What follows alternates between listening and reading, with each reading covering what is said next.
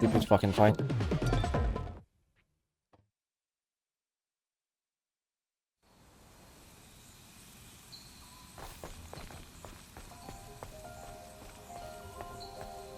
What say you, mademoiselle?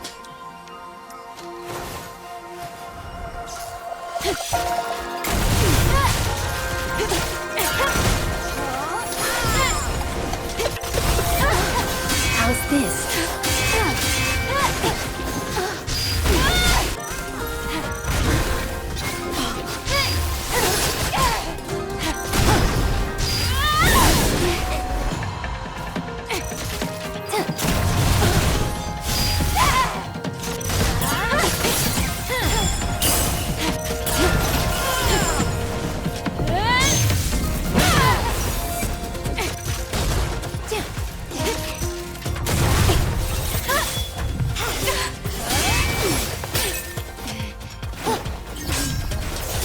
How's this?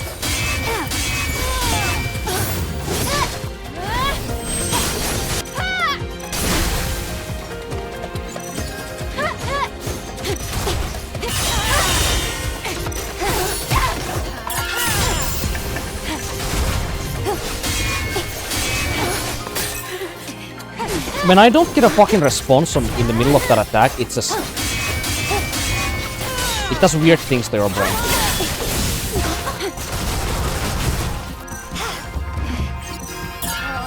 How's this?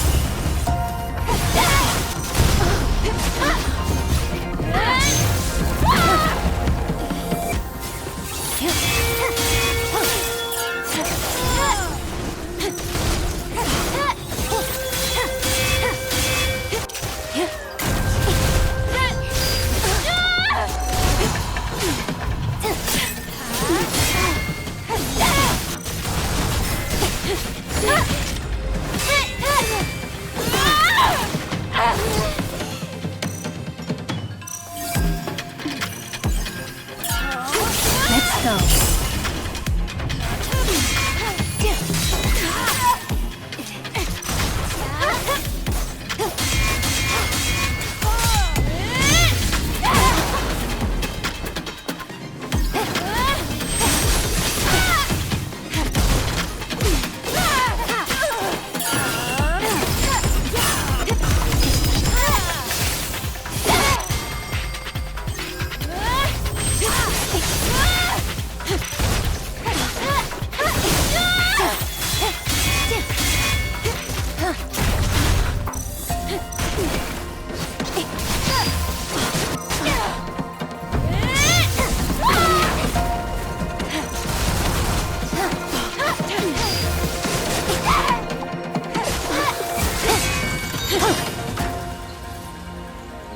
Witness true power. My ultimate blade.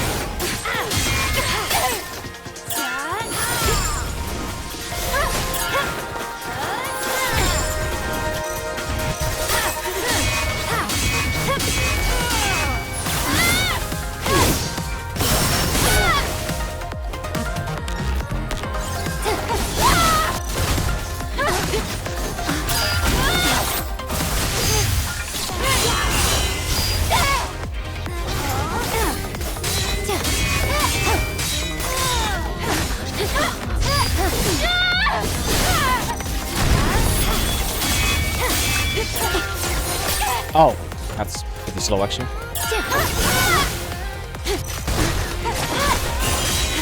Not a chance.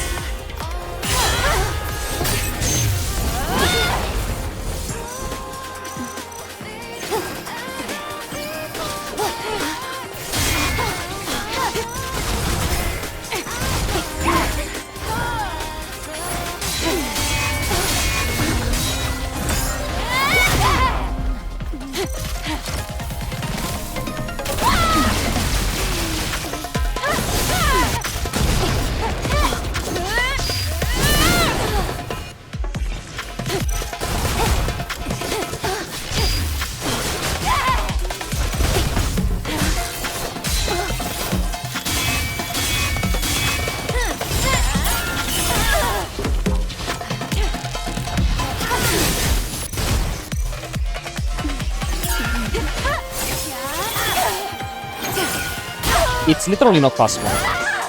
With damn near any other of her attacks, where she has the yellow, it's literally avoid all of them. So literally swapping it for that one is just not humanly possible.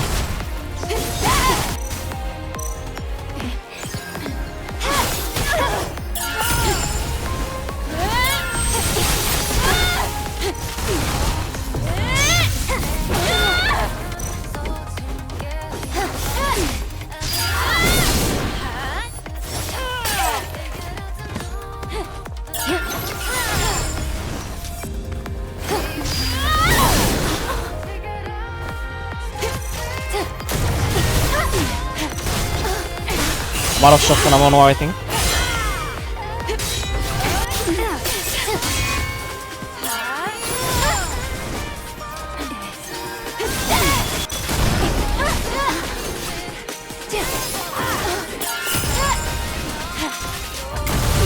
Let's go.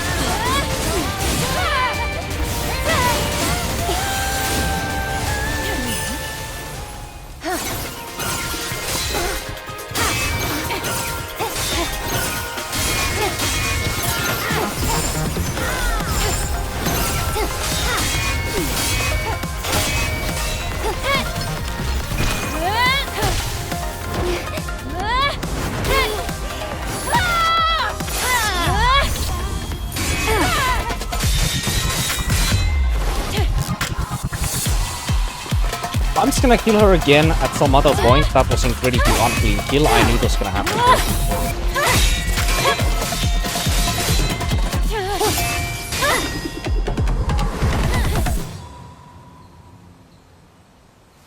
Phew. That's enough. Oh well. Thank you. This has been instructive.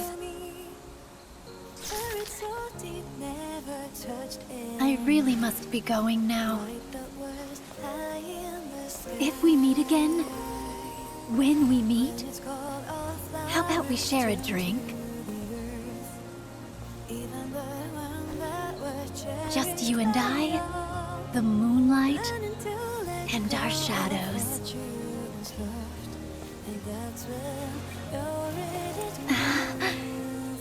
Anyway, how do you say goodbye?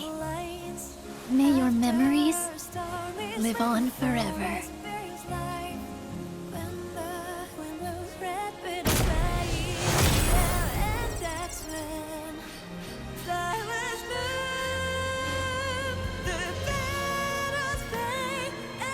That took only 6 minutes?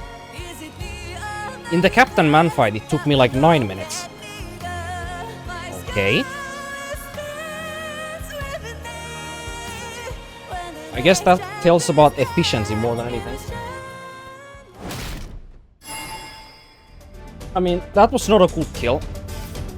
Some of the auto attempts were a lot cleaner than that. That was fucking atrocious. To be honest though, like, here's the thing. If I spend that long amount of time killing someone, I want the kill to look good at least. But I couldn't make that kill look good. Unless I took a break and came back and did it again. If I did it like that, then I would have done it first or the second try and extremely clean as well. So disappointing. Oh well. The one thing that is nice about it is that it's fucking Scarlet. It's non-existent arcade boss, so like it's literally whatever, who cares. But if that was, say, like, you know, Sekiro, and that was like, you know, Sword Saint Ishin on New Game Plus base damage run or something that I'm gonna do in the future, and then I kill him in a way that makes me disappointed. Nah. If I spend this long amount of time doing it, I might as well just make it look insanely good, right? Disappointing. regardless, but yeah. That was, how long? 9 hours 44? Right, that was the worst 9 hours and a half I have ever spent in my life doing anything, and I can confidently say that. Like, I've had uncomfortable moments for hours in my life, like, even in the military, for example, like, spending hours, like, in some fucking pitch black forest with snow up to your knees, and you're there literally just guarding an area. While some, higher-ups on your hierarchy are doing or planning something else in the background, and you are literally just there, just sitting, guarding something, you know? Like, even doing that for, like, several hours in a row, at least it felt more productive and exciting. This was just fucking horrible. And I almost have a headache because of that, but that's probably because of, like, this room and fucking starting to sweat because it was fucking hot outside earlier. Yeah, that's actually the insane thing as well. I started, like, so early that it wasn't even, like, hottest outside yet, you know? So, like, you know, the hottest daytime already passed, and it heated the fuck out of this room at some point. Although it's not quite as apparent on the webcam, I think. No, you can definitely see it. I'm sweating for sure. Oh well, it's definitely been worse. Like last time when I killed fucking Scarlet, that day was fucking horrible. It was like almost 30 degrees in this room. Or probably was, to be honest.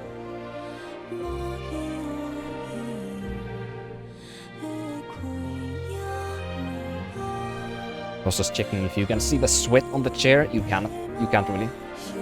I don't think so. Yeah, not so much. But yeah, that's 2 out of 3 down. 2 completely artificial bullshitters. Like, I'm expecting, or normally, without just some arcade content added to the game, the only actual, like, difficult boss in this challenge that I have not done yet would be the Elder Knight Tiba, because I probably have to actually learn, like, a good amount of Elder Knight Tiba's moves, possibly. Because the Elder Knight Tiba likely has some moves also where he just has unlimited hyper armor all of a sudden, and I just have to know the timings. Like, that's literally the only time, the only way that I... Like, how many times, like, if I would just go back and look at even that Scarlet fight, how many times in those fights I would literally only die because I just mistimed something and there is nothing else happening. Like, those times are literally, you can count them with one hand. But the times whenever I'm attacking at the same time, whenever I'm using the drone railgun at the same time, burst or beta skills at the same time, thinking literally 3 steps ahead of what I'm gonna do exactly every single millisecond of the fight, and predicting the enemy's movement at the same time. When I do all of that together, then it becomes very easy to miscadence your own attacks in a way where the game does not allow you to dodge or parry, because you are stuck in an animation or self-stun yourself. And it lasts just about long enough where, regardless of how well you time it, the game will just not simply take it because, you know, self-stun of the main character, you know? So that's like the only and main way I was just getting fucked there. But if I would just only focus on one thing... Actually, here's the interesting thing. Back when I first started playing Sekiro, like, I was less of a variety player, less of a, you know, like hack-and-slash, like, what's the correct word here? Like, mix-up player, I guess we can say, yeah.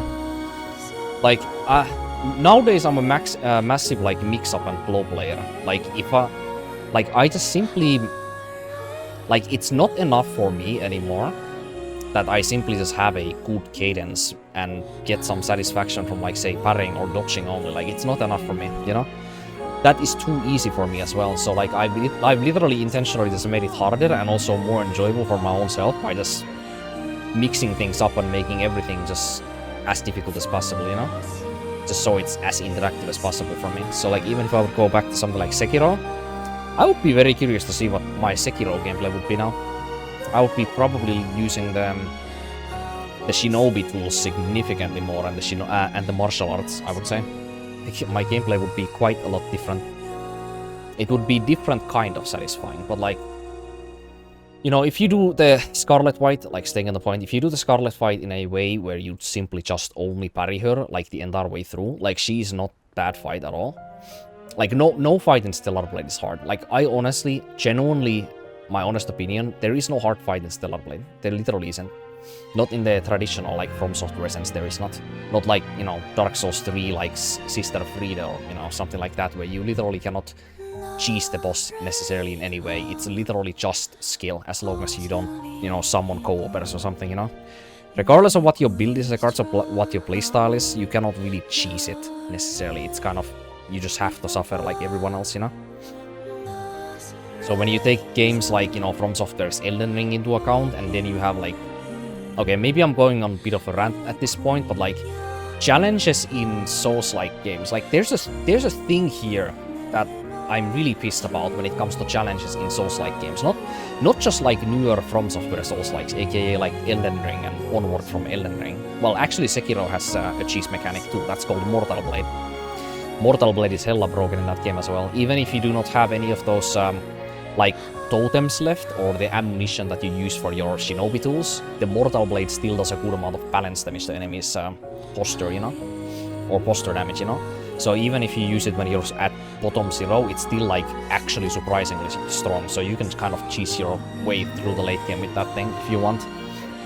But like, examples and mechanics like that when they exist in these Souls-like games, it's just, it ruins the community solidarity on the game feeling difficult, and the same sense of accomplishment cannot be shared with different individuals, because you know that there is cheese mechanics like that in the game, so you have to like kind of checkbook them. Like if somebody's like really satisfied or something with a challenge that they overcame in a Souls-like game nowadays, you have to like, you know, if it's like Elden Ring, you have to be like, you know, did you use like, you know, did you co-op? Did you use like spirit summons? Did you use like axe build? Did you use axe weapon? You know, did you use this spell? You know, or just there are mechanics in even From Software Souls-likes, like in Sekiro that I just gave an example of, or Elden Ring, where they just kind of nullify almost any challenge at this point. And the same kind of like accomplishment from overcoming something, it doesn't feel the same. You know, there is not like this like group-like cohesion, this like group-like elevation no longer for like, you know, overcoming a challenge in a Souls-like game. Like even in something like Lies of P, for example, like if you use like the summon, the spirit summon pool or whatever that thing is, at the start of every major boss in something like Lies of P as well, you can nullify literally the effectiveness of every boss. Or if you use that one shield, I think it's called Aegis, that basically allows you to just guard enemies' attacks. Like Luxasia, for example, becomes a complete fool with that, you know, with that Legion arm. So like even those kinds of games, like the greatest types of like Souls-like games that I've said in the past, even them have like these like super cheesy, like unskilled mechanics, you know? It takes the entire like the solidarity aspect of like suffering and overcoming a challenge in a Souls-like game. It just takes it off like that, you know? Like it just feels bad nowadays. It really does. Like the only way that I can really feel great about these moments nowadays is I just feel great about my own self when I did something like this. If I see somebody else like relishing these kinds of moments, or just, you know, maybe embellishing their own selves when they like overcome some boss in some like, you know, in a short amount of time or something in a certain challenge or time window or whatever the fuck, you know, it's kind of like, you know, they probably just cheesed it somehow and they didn't have anywhere near as difficult time because of their setup or something, because compared to like yourself or whatever, you know. It's such like a personally like appointed challenge at this point, like I have done here on these playthroughs, where I like lower my damage output by just not leveling Eve's weapon properly so that my damage is as low as possible. But the main reason as to why I would do that anyway, I'm just going on another fucking hiatus here again, but like the main reason as to why I'm doing this anyway is because I enjoy the game's combat so much for the most part that I want the fights with enemies to last longer so that I get to enjoy it more, because it's so boring for me to just slap an enemy like a couple times, parry it once and do one counter, and then it's just dead like that. Like it doesn't feel satisfying, you know? Like this game is an awkward mix between something that is a hack and slash, but also a Souls-like. Because like, let's take God of War for example. So God of War 2018, God of War Ragnarok. If you play those games on any difficulty, but especially on the highest difficulty on Give Me God of War, all the enemies in the game are roughly as tanky as the enemies on my playthrough here that I'm fighting. Every fight, every normal enemy encounter, every tougher enemy encounter, it's about as tough time-wise with how much damage I do to them, even when I play efficiently and effectively, as we have here. So I'm used to the fights taking longer in other games that are hack and slash too, but in this game, because it's also trying to be a Soulslike game, with like significant amount of enemies that, you know, are supposed to be not too encumbersome, because you have to be able to get from checkpoint to a checkpoint, which are, you know, camps or bonfires kind of, you know. So when you have a checkpoint system that is not an encounter checkpoint system, where you go inside an encounter with these enemies, if you die there, then you get to immediately retry the same exact encounter. You're not set back like some to a camp and then you have to kill all of the enemies on the path to getting where you were before, you know? Like, that fundamentally makes it so that if every enemy is too tanky, it's gonna feel too punishing for the player, especially when they are just learning the game. So it's understandable as to why the enemies in this game just fundamentally are not balanced as tanky as that, for most part. If you're, you know, leveling your weapons normally and just, you know, not challenging yourself arbitrarily like I am. But, like, it's a thing that just disappoints me with, you know, this game's combat for me, is just enemies die too fast most of the time, you know? So I just had to find a way to circumvent it, to make it more enjoyable and satisfying for me, so that when I overcome these enemies and these challenges, it feels significantly more challenging and rewarding and satisfying, you know? But yeah, I think I think that's about all I want to say. At least you know, something productive was said in the past 9 hours, rather than me spanking this stupid useless as a bitch in an arcade that doesn't even exist inside the game's own world in any way whatsoever. There you go. At least this will be one for posterity on the YouTubes then.